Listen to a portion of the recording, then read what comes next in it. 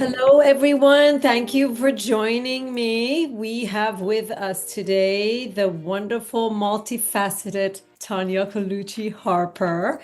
I am going to let her explain all the exciting things that she does, but I am beyond excited that she has accepted to join me here today for a conversation. So I'm just going to hand it over to you, Tanya. Good to see you. Thanks for having me. Of course, of course. So I know you do all kinds of different things. When you and I met, I remember you telling me at the time about uh, physical thing, like some healing work with myofascial something. I mean, I'm sorry if I'm butchering it because it's hard for me to pronounce the word, but that was sort of your concentration at the time. So, just tell us about what's been going on. Yeah. Well, I do myofascial release work, which is a form of, I would call it somatic body work, releasing the tissues of the body. The fascial system, the consciousness runs through that system. So everything we ever experience is in there. So when I do the work with people, I really help them to go deep into releasing maybe stuck traumas or things that are holding them back, even belief patterns. But I've been doing that for 15 plus years. I've definitely transitioned over the last 4 years or so. I kind of split my time between doing that and I do leadership work. So I work with high performing leaders, veterans, seekers, people that are change makers that they might look successful on the outside, but there's something on the inside that is off. They might feel anxious or spiritually disconnected. So I help them to reconnect with themselves at their heart level and live more authentically through their own expression, through different leadership. Amazing. Amazing. And how do they find you? Like, let's say the leadership work, how do they know to come to you and ask you to help them out? Yeah, so sometimes just organically, some of my clients turn into coaching clients. Mhm. Where I live in South Carolina, I actually work with a couple different government agencies. Oh, Again, okay. I go in and work with their leaders, our local county treasurer office. They have me come in and I use the Enneagram, which is a tool to learn how to communicate more effectively with people and get to know yourself. But we do some work with that with the leaders. Uh-huh. And reaching out through my contacts and online and through my website and all that stuff. So, That's yeah. amazing. All of which we will have under this recording so people will know how to get in touch with you. So I also I've also seen that you've been taking people on um, little wonderful, I don't want to call it shamanic, but spiritual guided tours. I mean, you were just in Peru, weren't you? Yes, so I took a group to Peru last year, and I have another retreat planned for next year. And I also do other small retreats, but I've done some training in shamanism, so I definitely have loved to share that indigenous wisdom, and I feel a huge connection to Peruvian wisdom. Mhm. There's a shaman there that I work with that actually takes us through, and we go to all the spiritual sites, and we do ceremony, I guess you could say, at every site. And in Peruvian shamanism, it's all about connecting with Mother Nature, connecting with Mother Earth, Father Sky, the sun, the cosmos, and merging those two worlds together here and knowing that we are divine expressions of both of those worlds. And so getting people to connect with simple practices out on the land. And yeah, so I love doing that as well. So how did you get into all of this? Let's just backtrack. Um, when you were just starting out your journey, I mean, what were those moments, the aha moments for you? What you just get Yeah. us back. Um, I mean, what originally got me started in doing, we could say, more healing work with the body work was actually through my own healing journey, Oh, which is a part of, I believe that the body is the roadmap to the soul. This is what houses, our beautiful soul, and when we're not maybe living our life in alignment with who we truly are, where we're supposed to go, Mm. messages, whether it's chronic pain in the body, disease. And for me, it was chronic pain in my late 20s that suddenly just literally I woke up one day and had severe back pain. And so I went on this journey to try to figure out what would help me. And all the traditional things were not helping me. And that's when I sort of started diving in the pool head first and studying meditation, energy healing. Mm-hmm. Had someone work on me with the body work that I do now, and it was the only thing that helped after trying everything under the sun.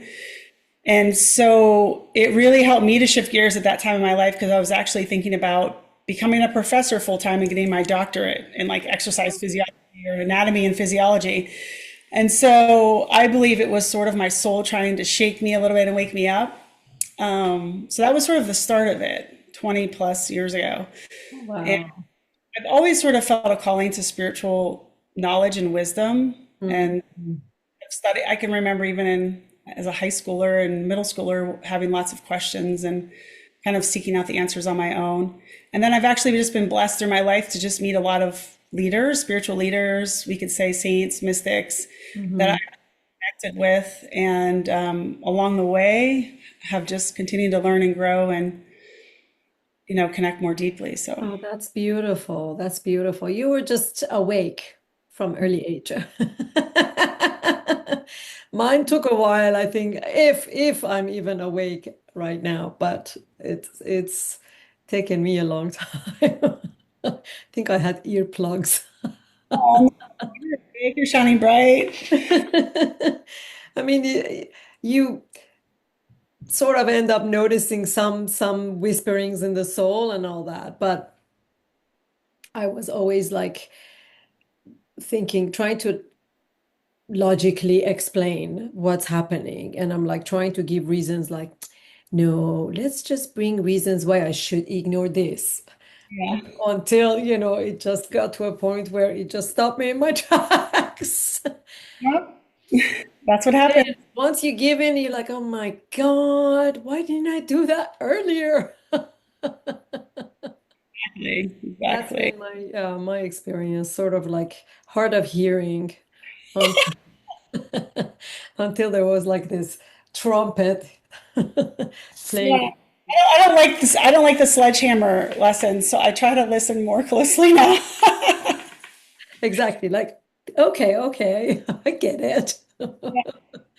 And then you feel this peace and happiness and contentment and all that good stuff that I don't know why I fought so much against beforehand. But I guess, we pick lessons ahead of time and then, you make choices and choices and choices and finally you're like, okay, this lesson has to be picked up at some point. Yeah. So, tell us more about what's happening with your spiritual work or whatever else you want to share. I'm fascinated by what you do, so, and I don't get a chance to talk to you much. I would say, right now I'm really trying to expand my coaching work and work with more people. And I'm trying to, I guess we could use the word figure out how to merge all these worlds together, the shamanic spiritual wisdom with some traditional leadership coaching, but making leaders more conscious in how they're living and showing up in the world, whether it's on a small level or a large level. And my schedule has opened up a lot in my healing body work that I do, which is never, I've always been like super packed, my schedule's been booked out for weeks, and now I have all this space right now. And with everything that's going on, externally, I've been trying to really slow down, which is really hard for me actually, and tune in, be in nature more, and be available for my 12-year-old that I have, and taking him around and enjoying my time, and just sort of marinating on all of my ideas as I'm trying to put together a more comprehensive coaching program for people that I hope will emerge in the fall. So, It's so such an important work, actually. I'm glad you made a reference to what's happening externally. I think the more people like you work with leaders to become Mhm. more conscious, the better the direction of everything is going to be, because I mean, we need this kind of work now. Really, really do. Yeah, I mean, I was talking with my wife about this. It's like people, through Facebook, Instagram, you're scrolling and you see these leaders, and we could even say these healers or people that do healing work. And, on the exterior, everything is like great and their life is great. But it's like, the modern part of doing the work as a healer is like sitting in the discomfort of everything that's going on, and what is it bringing up inside of you, and doing all that hard work. And so sometimes in these periods of space, which I consider I'm in a period of space right now where I know what I want to do and I have these ideas, but I'm in this period of doing my own inner work Yes. and working on the things that are coming up, because there's a lot of heaviness right now.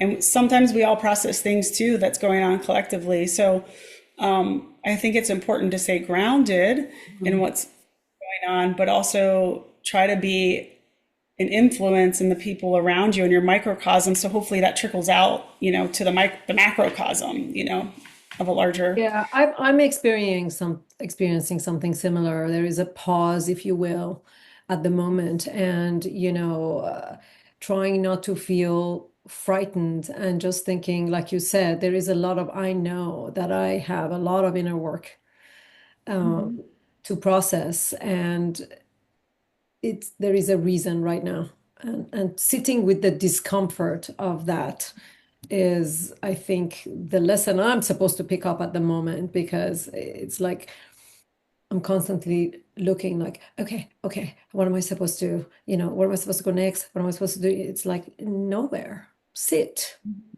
which is a challenge, is a challenge. Uh-huh. And, I think the universe is sort of trying to kind of make me understand, or maybe in your case is saying, okay, right now you're developing all these, you have all these ideas, let's just see how we can integrate. Do you also work with your wife on the same project sometimes, or no? Does you don't work in? She's in a sacred pause too. She actually lost her job at the beginning of the year, due to our outspokenness, I guess you could say. So she is actually getting another degree. I call her. She's lived multiple lifetimes in this lifetime, but she has her marketing communication degree actually, and she's getting her bachelor's of fine arts now to go with that for Oh, very advertising nice. at a SCAD, which is in Savannah. So she helps me a ton with my marketing and my design. And she's very talented intuitively too. She can view Akashic records, and sometimes she works on retreats. And but it's nice to have somebody that you're in partnership with that is sort of in a similar space. And Mhm, so mhm. Yes, learning and growing have phase. that support. At least you're like, they're not going to keep calling you crazy, Right. whatever. Like, "Oh, what are you doing?" People, I have So a lot. she helps with a lot of good ideas for me too. She's like, why don't you do this, that, so it's good. That's wonderful. That's wonderful. So do you want to do more retreats also, or do you just want to expand your coaching? So the coaching part, yes, but also the retreats, I sort of envision them transitioning into me actually taking, I say leadership coaching, but really that could be any of us, right? It could be me, even though I own and operate my own business, right? I need a coach and a mentor too. Mhm. So I really envision my retreats kind of morphing into continuing to be spiritual retreats, but bringing people that are leaders or, Uh-huh. running their own businesses or small businesses, large businesses, corporations, and bringing them and actually integrating some of this spiritual work into what they're doing, Oh, perfect. diving deeper within themselves, doing their own healing work, healing their own trauma, so that they can show up as a more authentic version of themselves, not only at work, but also at home and with their family. So I would really like to see it kind of them blend together. I think that's a great combination. It's interesting, Tanya, universe sent you my way Yeah. because I had asked my guides who is the next person that I'm supposed to talk to. And, I usually know ahead of sort of have an idea ahead of time and whatever. And, I was like, well, I don't know. I mean, there were people coming to my mind. It just didn't, I wasn't feeling it. And literally that day you made a comment, like in my messenger, I think. You said something to me, and I'm like, that's it. This is it. I'm so glad you accepted because if I had asked and you said no, it would be like,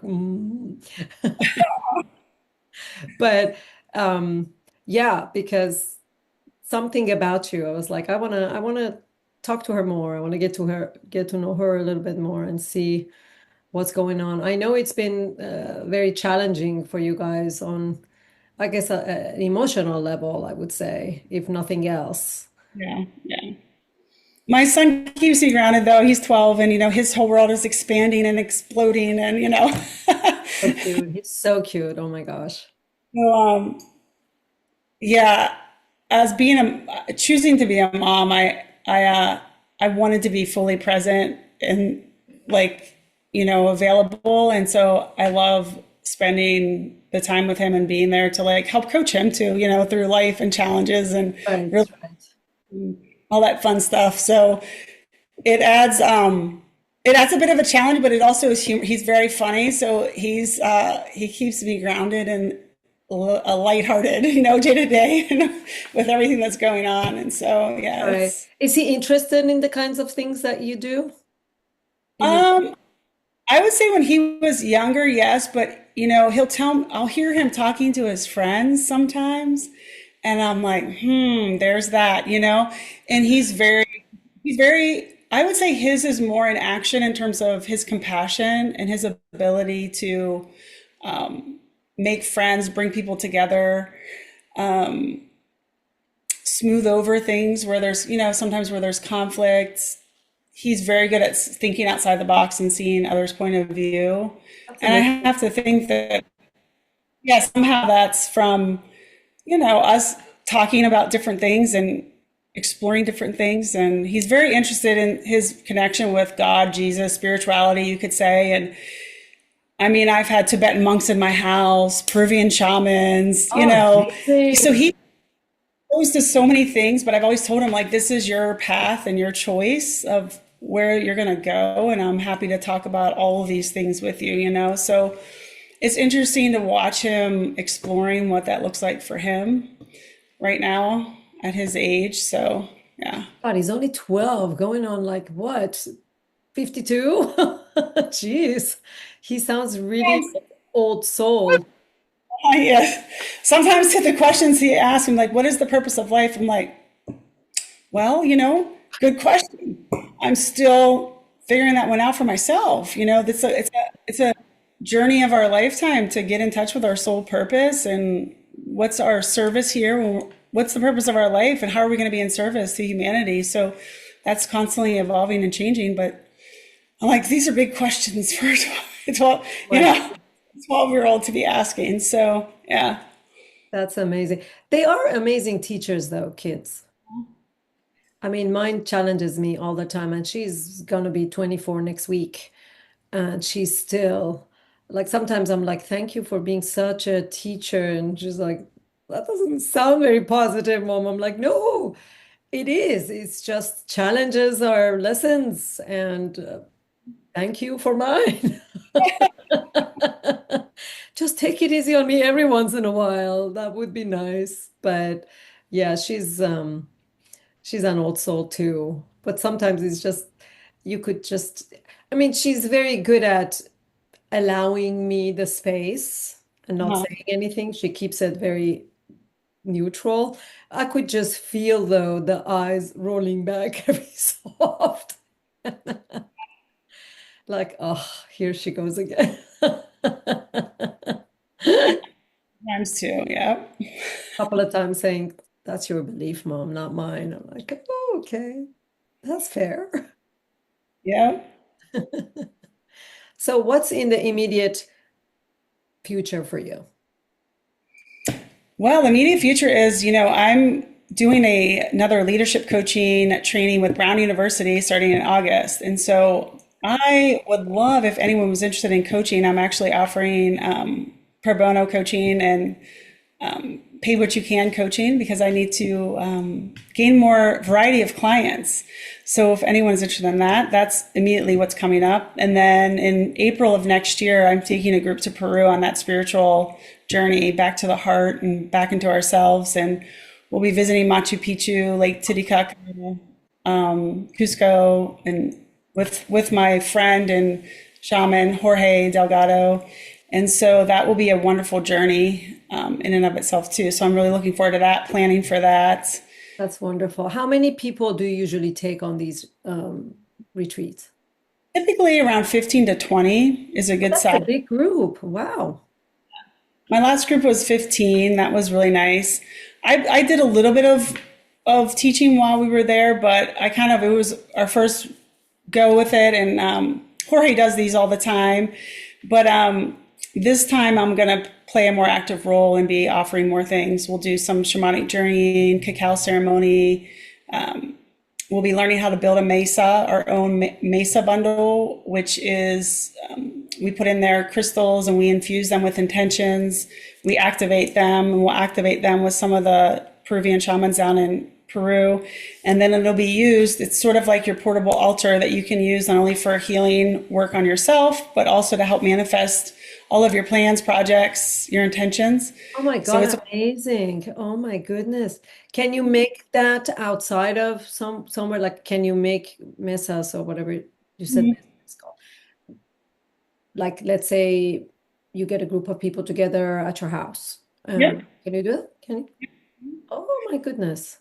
Be putting together one that I might do virtually and in person towards the end of the summer, beginning of the fall, that will start. So I'll keep you posted on that. Yes, I would be interested. So, what was it about the Peruvian wisdom that was of particular interest to you? You said you connected with that in particular. I would say that their practices, I'm going to use that word, but it's all about connecting back to Mother Nature and making offerings to Pachamama. We say Pachamama or Mother Earth, the mother, the grandmother. There's also our cosmic mother and our cosmic father. But bringing in, something as simple as the sun, there's so many different little mini sun practices you can do just by gazing at the sun in the morning and bringing that breath of the sunlight into your body through your breath and visualizing and feeling the sun moving through not only your bloodstream, but your cells and our bodies lighting up like the sun. And it's an amazing cleanse, dense energy, healing. So that's one of the things there's a lot of simple practices and then also empowering the individual. Like you don't have to be a shaman or go through shamanic training in order to do a lot of these practices where you can offer yourself a lot of healing in and of itself just through these, we could say ceremony, ritual, that type of thing. But it's really bringing it back to the mother and the sacred origin, the beginnings, of humans. So That's how did you first find out about it that made you want to like, oh, this is it for me? I actually met Jorge, the shaman that I go down there and meet. He was actually in Sedona. It was like maybe 6 years ago, 5 years ago, 6 years ago. And one of my colleagues who does sound healing that I know, she was hosting him and posted going to be there for 3 or 4 days doing teachings. And I just, you sometimes you meet people or you hear about something and you just immediately know Uh-huh. from something that you're supposed to do. So I went there and I met with him and everything that he was teaching and talking about just really resonated with me and felt a strong connection. He's written several books, so I've read those. And so he's a wisdom keeper. So a lot of the wisdom is passed down orally through generations. What's his And last name? Delgado, Delgado, Delgado. Oh my God, it's all of a sudden, as you're talking, suddenly things are, I was in Sedona couple of years ago with a friend of mine, and we does he have like is his book sold at a center in Sedona? Yes, it's probably there because he goes there for the gathering of the shamans every year and does teachings. So he probably has his books in several places there. I would imagine that they're selling. We wandered into this wonderful space. I mean, like that just, you know how it is in Sedona. It's like all the things you hear about, you think is exaggeration, you find out it isn't. And all of a sudden we're walking, and then both of us felt like suddenly like, what's happening? This energy around here is very different. So we went inside this place. It was some kind of a tea tea / spa, whatever. It was like some weird combination. And they had all these books. And I remember my friend went to that and she's like, this guy has these amazing books. I can 100%. I mean, I'm pretty sure that was him. Because as you were talking about it, suddenly something just clicked. Oh yeah, Oh yeah. my God. So you met, oh my God, he's your guide. He's one of my good friends, and so he leads retreats in Peru all the time. And he actually came here to South Carolina because he'll come to the U.S. once or twice a year and usually go around different places. And so I had him come here, and he did some teachings at my house, and then shortly after that, I took a group to Peru. And so, yeah, you should come next I would April. love that. I mean, I've been wanting to go to Peru. I don't even remember for how many years. And I know it's a thing for me that I'm supposed to do that. Things haven't aligned just yet, but it is definitely very high on my list. Good. A couple of places that I know I'm supposed to go. Sedona was one of those places. I mean, I heard it in a meditation way back, and I'm ashamed to say I didn't know what it was. I just kept hearing Sedona, Sedona, Sedona, Sedona forever. And I'm like, what the heck? And when I found that, I'm like, oh, I'm supposed to go to Sedona. So finally things aligned, and I did with a friend of mine. And I knew it wasn't a touristy thing. Right. I'm supposed to go for a particular reason. And it was amazing. I mean, I wouldn't mind going back. It really was incredible. Um, but Peru, yes, yes. Yes. Yes, it's a good experience, and there's also the option to do some ayahuasca or San Pedro if people want to have as experience with I was going psychedelic. to ask that. Yeah. So the shaman that leads that is really gentle, and he's been working with the medicine since he was like 12, I think. He's 42. So that's someone different that does those journeys, and that's optional. You don't have to do it. But then what I typically do is before we go and when we come back, we do some coaching work around preparing for that experience, and then afterwards. Okay. So integration coaching for psychedelic experiences too. So So there'll be a what's the other one you mentioned? You said ayahuasca and what? San Pedro, which is a cactus. It's like a cactus, yep. And it's San Pedro is more like feminine, more masculine energy, but heart opening. And ayahuasca is more like the grandmother medicine, and it's more feminine. And ayahuasca, they say you should feel called to do it, and it is. They call it medicine because whatever you're meant to receive, then you will in that ceremony. So it can tremendously help with healing, not just, we could say, spiritual and emotional pain or trauma, but also physical stuff that people have going on. Oh, Like really? so, it's a pretty powerful experience. Yeah. I've heard different accounts of it, and I have to tell you, every single person who told me about that, I was kind of interested just because I like to experience, different things. And they all mentioned purging. I'm like, oh, I don't know if I want to try that. Anything that has that side effect kind of puts me off. Yeah, so not everyone purges. And the purging is not like we think of, like if we were sick kind of purging. Sometimes it's just like there's literally stuff coming out of you, but there's nothing physical coming out of you. It's energetic stuff that's coming out of you. I see. Um, there was an individual that was with you that we mutually know and are friends with that he purged a lot in the ceremony that we were in, but what I saw coming out was different than what he saw coming out.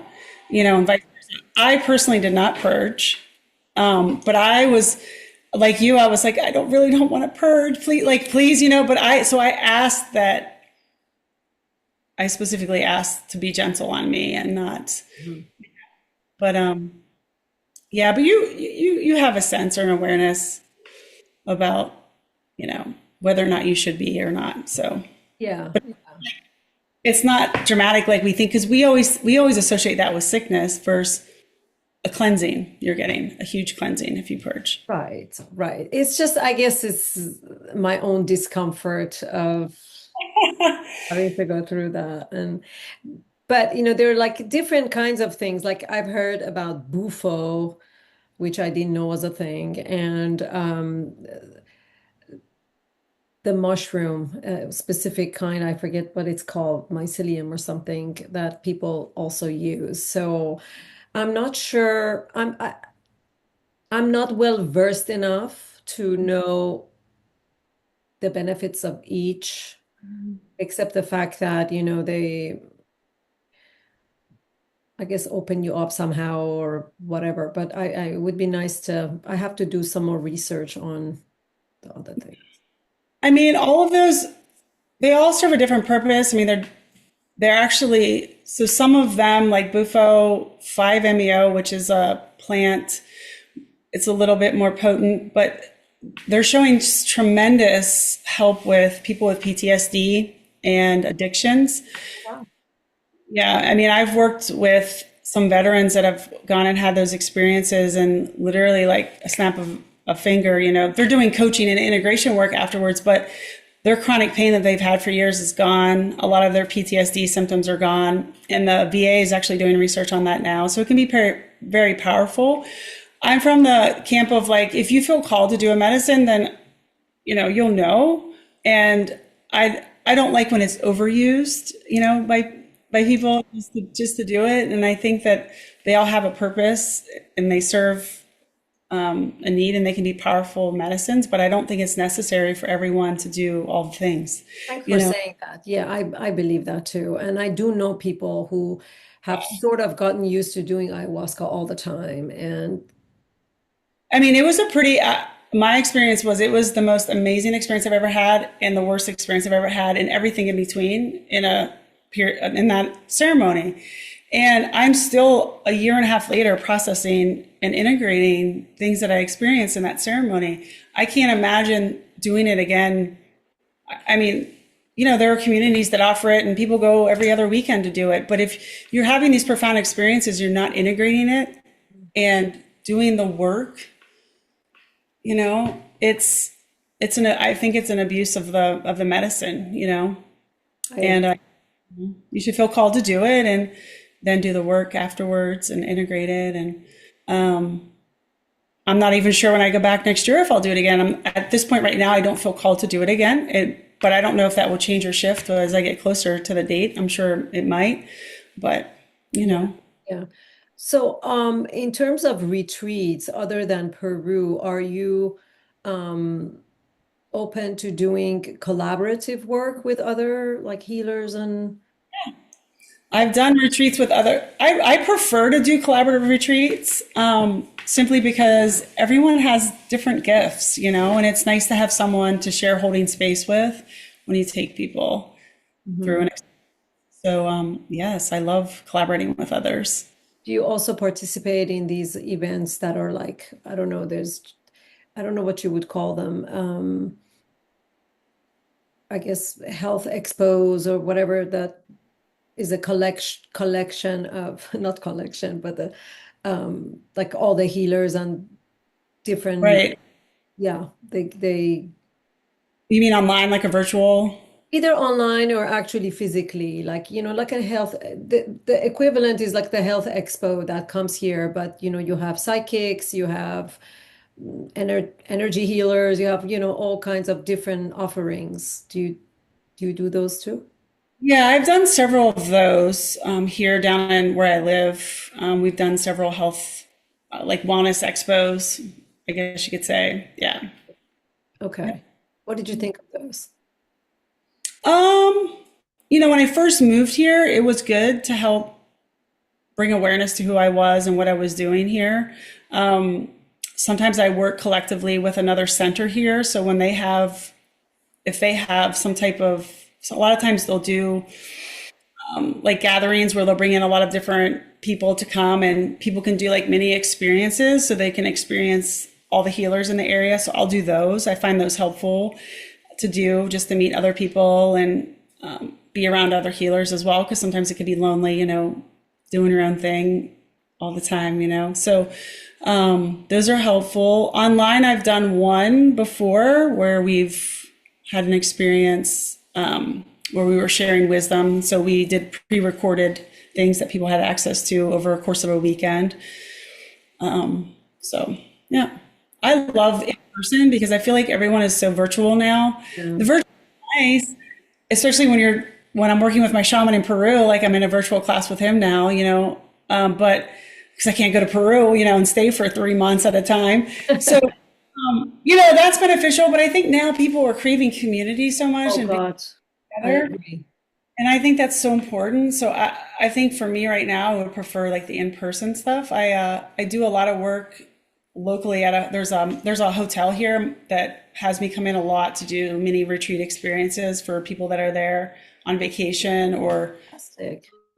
corporate groups that are there. So I'll go in and do sound healings and cacao ceremonies and whatnot. And even sometimes when I show up there, sometimes I'm like, well, I don't know how this is going to be because it's, Bank of America that's here, let's say. I don't know. But the connections I make are I'm always surprised, and I have people reach out to me afterwards. And I think people are craving that experience, you know?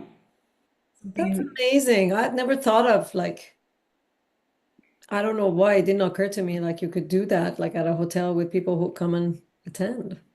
That's a nice, I mean, that's open-minded of them to invite such um work there. Not everyone's open to this kind of stuff. At least in here, around here, I've noticed still there's still a lot of resistance. And I think this area could really use it. yeah. Are you in Maryland still or I'm in DC? Virginia. Okay. Yeah. I mean, all of this area, DC, Maryland, and Virginia, they need a lot of light work. Oh, vibe it up there. Come over here. Ceremony with the land there and get it, raise it up. Right, right. I I try sometimes. I mean, I have a group that we try to do stuff like that every so often, but yeah, I think it really needs it from different groups. Uh-huh. Use as much as it can get. The one question I have about myofascial release. So if you were to like, for example, like sort of demonstrate something, what it looks like how do you pinpoint something in someone, or do they have to tell you? Um, so typically, it's funny. I will typically get people that are having like a chronic issue or they're having pain or they've had an injury or they've had surgery and they're still continuing to have problems. But even with that, let's say someone has just let's say they have back pain and they've had chronic low back pain and they've tried everything, nothing's really working. Um, there's a physical part to it, but honestly, from doing this work for so many years, outside of, I would say 70% of the pain in people's body is connected to past trauma or patterns, subconscious patterns, belief patterns that are creating patterns of tightness in the body that's then reinforcing and causing the pain in their body. Mm. So even though if someone's not ready for that and I work on them physically, they feel better. But, 3 months down the road, it comes back, and it's because you have to dive deep and get into the layer that's really there, which is the emotional or the energetic part. And so, but what that would look like in a session is that I look at everyone standing. So I look at their posture and their alignment. So if their pelvis is out of alignment, like one side's high or they're twisted, I start there by trying to balance out the hips. And so what I would do is use my hands and apply pressure on different parts of the body and just sink my hand into the body. And as that tissue starts to soften, it starts to melt, I go deeper inside of the body. And then honestly, it's once I start where I know there's tightness and I can see there's tightness, then it's a matter of what I feel when I start working on them. And sometimes my intuition kicks in and my hands just honestly move to different places where I think or feel that they need release work. And I'm like, oh, how did you know that that was an issue too? You know, so it's a lot of it is intuitively guided too, and everyone's body is different. So I just try to feel into the person's body and their energy field and where they're needing the work, release that to open it up, and then do dialoguing work with them while I'm doing the body work to try to get them to get out of their thinking mind and more into their feeling senses and into their body and feeling what I'm doing, not just physically, but seeing if they can connect with that part of their body and see if there's anything else stored in there that needs to come out. Okay. So I take it that this is more individual on individual basis than groups. You don't do group work? Well, when I do one-on-one, that would be like the depth at which it would go. But I have in the past done small groups where I give everyone a therapy ball and I take them through different release work they can do on their bodies physically. So here, I'll take them through releasing all the different parts of their body and breathing into it, and we'll do some breath work with it. So you can do that in a small group setting too, as well. And touch on general themes that tend to be held emotionally in different parts of the body as I'm leading the group through that. So you can do that in a group setting. Okay. That's really fascinating to me. That's just amazing. So many different ways we hold emotions in our bodies and we don't even realize it. Yeah. It's really fascinating. Wow. Well, what else would you like our viewers to know? How to find you and what you're doing next and whatever. What else would you like them to know? We covered a lot. I mean, we can drop my websites in Oh, we the comment. definitely were going to do that. We're going to put all your information down there. Yeah, and follow me on there, and they'll be able to find out all the retreats I have coming up and events and the different programs that I have. And that would be the natural next step.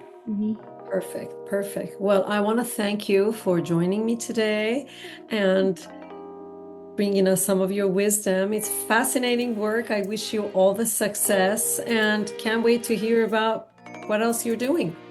Sounds good. Thanks for having me. Thank you.